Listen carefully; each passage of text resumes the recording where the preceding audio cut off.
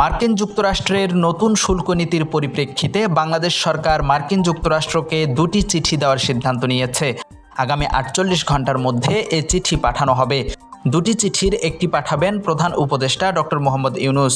৬ April অর্থ মন্ত্রণালয়ের অর্থ উপদেষ্টার সভাপতিত্বে অনুষ্ঠিত উচ্চ পর্যায়ের একটি বিশেষ বৈঠকের পরে এ তথ্য জানান তিনি।